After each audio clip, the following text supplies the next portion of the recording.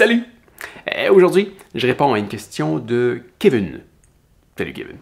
Kevin, je me demande, salut Pascal, tu me fais penser à ça, pourquoi est-ce que tu ne fais plus de vidéos avec ton drone? Ça donne des plans fantastiques à regarder pour présenter quelque chose. Ouais, effectivement. Pourquoi je n'utilise plus mon drone? C'est assis parce que je reste à la maison. C'est la raison principale. Mais la deuxième raison, c'est que c'est pas toujours facile de voler avec un drone.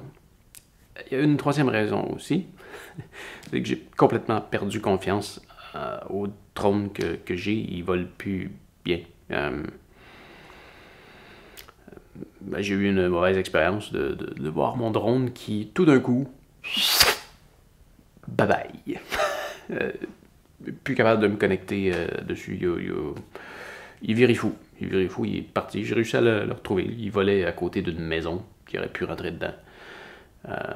Il était stationnaire là. J'ai redémarré ma télécommande plusieurs fois. J'ai réussi à me connecter dessus. Les dernières fois que je l'ai utilisé, j'ai perdu le contrôle aussi.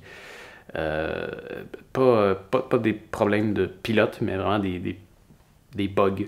Et c'est pas cool avec un drone. Et la fois que je l'ai utilisé et que j'ai complètement perdu le contrôle et que j'ai vraiment pas aimé ça, il y avait des...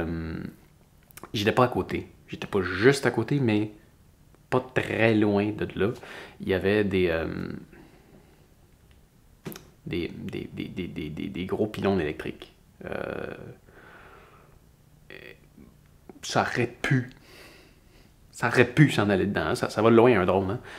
Comme je disais, j'étais pas directement à côté, mais il était pas loin. Je me suis dit que c'était peut-être la raison pour laquelle ça l'a planté par interférence. Mais bref, c'est quand même une grande responsabilité de faire voler un drone parce que faut que tu fasses attention à ne pas causer d'accident. Et quand tu le vois s'en aller comme ça, n'importe comment, à 70 km/h, c'est pas cool. Ça peut finir sur un auto, ça peut finir sur quelqu'un, ça peut mal finir.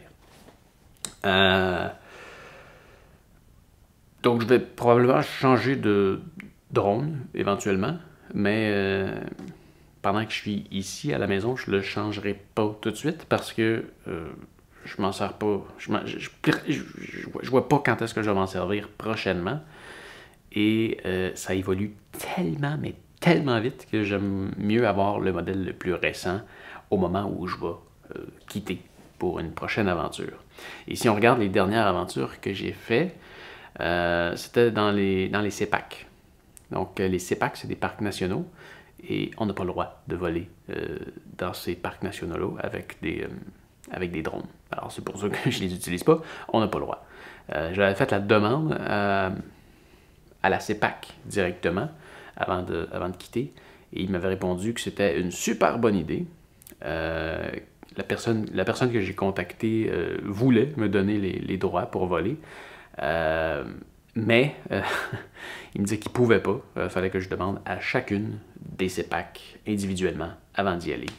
Et en confirmant la date à laquelle je voulais y aller, sans savoir s'il va pleuvoir ou pas. Finalement, j'ai pas été de l'avant. Mais voilà, c'est pour ça que j'utilise pas mon drone ces temps-ci. Ah oui, j'allais oublier.